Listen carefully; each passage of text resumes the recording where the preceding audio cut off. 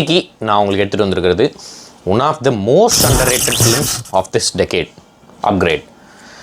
இது எதை பற்றின படம் அப்படின்னா, இன்றைக்கி நம்ம விளையாட்டாவோ இல்லை இன்னோவேட்டிவாவோ நம்ம கையில் எடுத்துருக்கிற இந்த ஏஐ, சோ கால்டு ChatGPT, ஜெமினை அண்டு ஓப்பன் ஏஐ, இந்த மாதிரியான விஷயங்கள், ஆர்டிஃபிஷியல் இன்டெலிஜென்ஸ் வந்து கம்ப்ளீட்டாக ஃப்யூச்சரில் எவால்வ் ஆகி அது வந்து நம்மளோட டைரெக்டாக நம்மளோட ஹியூமன் பாடி கூட இன்ட்ராக்ட் பண்ணும்போது அது ஒரு விஷயமாக மாறும்.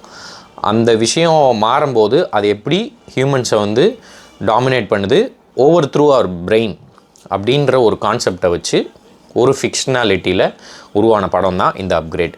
இந்த படம் மட்டும் அண்டர்ரேட்டட் கிடையாது, நம்ம லோகன் மார்ஷலும் இதில் நடிச்சிருக்க ஹீரோவும் பயங்கர அண்டர்ரேட்டட், as well as இந்த டேரக்டரும் அண்டர்ரேட்டட்.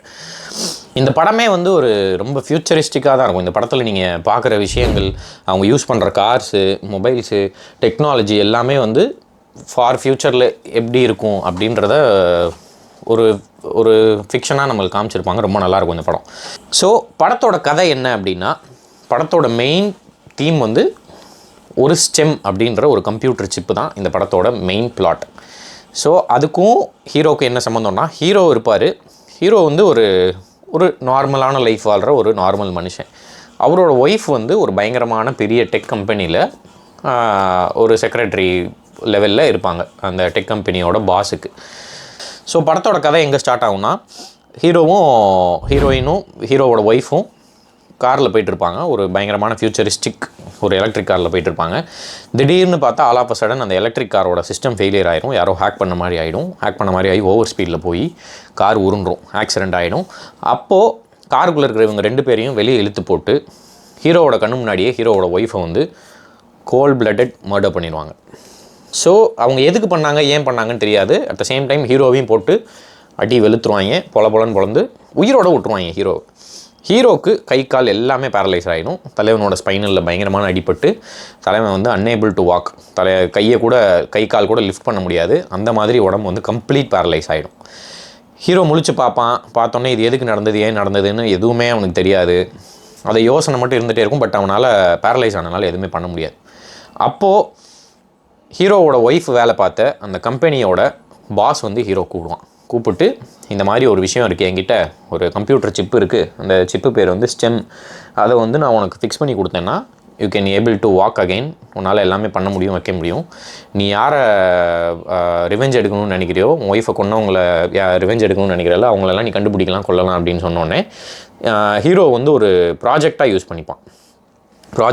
பண்ணிவிட்டு ஹீரோவுக்கு அந்த சிப்பை பொருத்தி விட்டா தலைவனுக்கு அகைன்ஸ் ஹீரோவோட உடம்புல இருக்கிற செல்லெல்லாம் ஆக்டிவேட் ஆகி அந்த ஸ்டெம் சிப்பு வந்து தலைவனுக்கு எல்லாத்தையுமே திரும்ப உயிர் கொடுத்து தலைவன் அகைன் வந்து நார்மல் ஆகிடுவான்.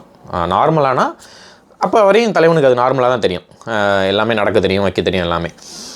கொஞ்சம் அப்படியே பழக அந்த உள்ளே இருக்கிற சிப்பு வந்து ஹீரோட்ட பேச ஆரம்பித்தோடனே உனக்கு என்ன வேணும், என்ன தேவை அப்படின்னு 2 பேர் கம்யூனிகேட் பண்ணிப்பாங்க. அப்போ அந்த ஸ்டெம்முக்கு இருக்கிற பவரை வந்து ஹீரோவுக்கு பயங்கர ஆச்சரியமாக இருக்கும்.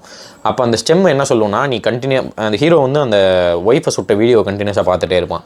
அப்போ இந்த ஸ்டெம் வந்து சொல்லும், இந்த மாதிரி நீ அதை பார்த்துட்டே இருக்க, அதில் நான் ஒரு விஷயம் கவனிச்சேன், நான் சொல்லட்டுமா அப்படின்னோடனே பார்த்தா சொல்லும்.